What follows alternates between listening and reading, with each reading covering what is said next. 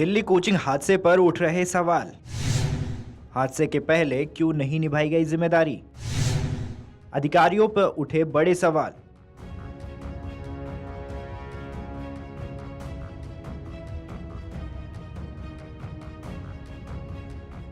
दिल्ली के राजेंद्र नगर में हुए कोचिंग हादसे में किस विभाग की लापरवाही है और किसकी नहीं है, इसको लेकर जांच की फाइनल अलग अलग विभागों में दौड़ाई जा रही है। हालात यह है कि विभिन्न विभागों के अधिकारी एक दूसरे पर ठिकरा फोड़ने की तैयारी में लगे हैं। मीडिया रिपोर्ट्स की माने तो राजधानी में वैसे तो हर काम के लिए कई विभाग बने हुए हैं। इन विभागों में अधिकारियों और कर्मचारियों की जिम्मेदारी भी तय है, लेकिन ले देकर कागजों में खानापूर्ति की जाती है।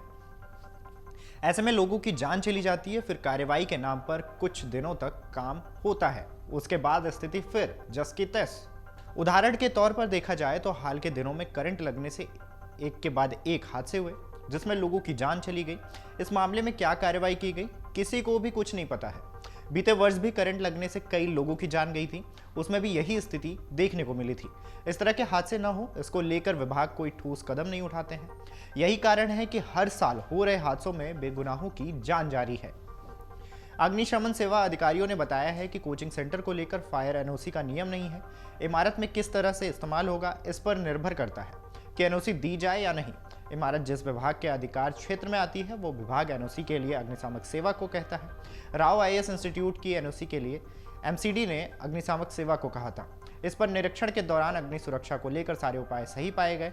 आपातकालीन दरवाजे थे, पानी के लिए विशेष तौर पर टंकी थी, बेसमेंट में भी अग्नि सुरक्षा के उपकरण थे। एनओसी देने के लिए जो भी नियम थे उन्हें जांचने के बाद एनओसी दी गई थी। एमसीडी के भवन विभाग की जिम्मेदारी है कि यह सुनिश्चित करे कि कहीं पर भवन निर्माण के नियमों का उल्लंघन न हो।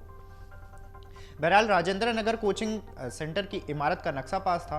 वो बेसमेंट में स्टोर और पार्किंग के लिए अनुमति दी गई थी। जब पार्किंग और स्टोर के लिए अनुमति दी गई थी तो यहाँ पुस्तकालय कैसे चल रहा था? यहाँ पर इस विभाग ने सीधे तौर पर लापरवाही की है। साथ ही एमसीडी ने अग्निशामक सेवा को यह जानकारी नहीं दी कि बेसमेंट में पुस्तकालय चल रहा है। जब हादसा हुआ उसके बाद अग्निशामक विभाग ने एनओसी रद्द कर दी। एमसीडी के मेंटेनेंस विभाग की यह जिम्मेदारी है कि वह सड़कों पर अतिक्रमण न हो। नालों की सफाई का जिम्मा भी इस विभाग के पास है। ऐसे में विभाग के दो कार्यों को लेकर सीधे तौर पर लापरवाही की है। एक तो इलाके में नालों पर अतिक्रमण, दूसरा नालों की सफाई पर लापरवाही। विभाग के पास यह भी जिम्मेदारी है कि जल भराव पर उसे तुरंत खत्म किया जाए, लेकिन राजेंद्र नगर हादसे में विभाग ने एक भी जिम्मेदारी नहीं निभाई। अब जब 3 की मौत हो गई है तब अतिक्रमण पर बुलडोजर चल रहा है। पुलिस के पास कानून व्यवस्था के अलावा अवैध गतिविधियों पर लगाम लगाने और उस पर कार्रवाई करने का अधिकार है। राजेंद्र नगर के हादसे वाले कोचिंग सेंटर के पास ही पिंक पुलिस बूथ बना हुआ है। इसके बावजूद राव आईएएस इंस्टीट्यूट के बेसमेंट में अवैध तरीके से पुस्तकालय चल रहा था। साथ ही नाले पर अतिक्रमण था। इसको लेकर पुलिस ने कोई कार्रवाई नहीं की। पुलिस चाहती तो वो पुस्तकालय बंद हो चुका होता। राजधानी में जलभराव के कारण करंट लगने से 13 जुलाई को महिला की मौत हुई और 22 जुलाई को एक छात्र की मौत। इसके बावजूद एलजी और दिल्ली सरकार को जलभराव से निपटने का ख्याल नहीं आया। कागजी खानापूर्ति के लिए बैठकें तो बहुत सी होती हैं, लेकिन जमीन पर उसका ना तो बराबर असर होता है। यही कारण है कि बार बार एक ही तरह के हादसे हो रहे हैं और उसके बचाव को लेकर कोई कदम नहीं उठाया जाता। राजेंद्र नगर हादसे में जान गंवाने वाले तीसरे छात्र नेविन डालवियन का शव पोस्टमार्टम के बाद सोमवार को परिजन को सौंप दिया गया। शव लेने केरल से उनके अंकल नीलू राज पहुंचे थे। डॉक्टर राम मनोहर लोहिया अस्पताल के शवगृह पहुंचे। नीलू ने बताया कि जो घटना हुई है वो बहुत दुखद है। इस तरह की घटना भविष्य में ना हो, इसको रोकने के लिए बेसमेंट में चलने वाले सभी कोचिंग सेंटर्स को बंद कर देना चाहिए। साथ ही बच्चों की सुरक्षा की व्यवस्था करनी चाहिए। इस मामले में सभी दोषियों पर सख्त कार्रवाई करनी चाहिए। हादसे ने पूरे परिवार को एक तरफ से तोड़ के रख दिया। उनका कहना है कि मंगलवार को त्रिवेंद्रम में नेविन का अंतिम संस्कार होगा। वहीं शवगृह पर नेविन को श्रद्धांजलि देने के लिए केरल के सांसद हिबी ईडन, शशि थरूर सहित कुछ अन्य सांसद भी मौके पर पहुंचे थे।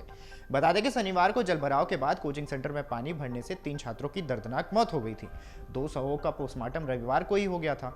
इसके साथ ही वकील ने सोमवार को दिल्ली हाईकोर्ट से आग्रह किया कि वो कोचिंग सेंटर के बेसमेंट में पानी भर जाने के कारण यूपीएससी की तैयारी करने वाले 3 अभ्यर्थियों की मौत का संज्ञान ले और राष्ट्रीय राजधानी में ऐसे सभी संस्थाओं और पुस्तकालयों की तत्काल सुरक्षा के जांच का आदेश दे। वकील सत्यम सिंह द्वारा हाईकोर्ट के कार्यवाहक मुख्य न्यायाधीश को लिखे पत्र के अनुसार यह घटना उन क्षेत्रों में शैक्षणिक सुविधाओं को नुकसान पहुंचाने वाली लापरवाही के एक बड़े पैटर्न का हिस्सा है, जहां अनगिनत कोचिंग सेंटर दिल्ली नगर निगम के नियमों का घोर उल्लंघन करते हुए चल रहे हैं। सिंह ने पत्र में कहा है कि इन घटनाओं की बार बार होने वाली प्राकृतिक छात्रों की सुरक्षा सुनिश्चित करने में प्रणालीगत विफलता की ओर इशारा करती है। शिक्षा का अधिकार अनुच्छेद 21 के तहत जीवन के अधिकार की कीमत पर नहीं आना चाहिए। बहरहाल राजेंद्र नगर हुए हादसे के बाद से सियासत भी गर्मा गई है। इस पर बच्चे प्रदर्शन भी कर रहे हैं और राजनीतिक पार्टियां एक दूसरे पर आरोप प्रत्यारोप भी जड़ रहे हैं। अभी संसद में भी इस मामले को लेकर मुद्दा उठा था, एक दूसरे पर बयानबाजी चल रही है। वहीं अधिकारियों का भी यही हाल है कि एक दूसरे पर मत्था फोड़ रहे हैं। बहरहाल इस खबर पर आपकी क्या राय है, हमें कमेंट करके जरूर बताएं। वीडियो डेस्क अमरुजाला.com। अगर आप ये वीडियो YouTube पर देख रहे हैं तो हमारे चैनल को सब्सक्राइब करें और बेल आइकन को दबाना ना भूलें। अगर आप Facebook पर ये वीडियो देख रहे हैं तो हमारे पेज को लाइक करें।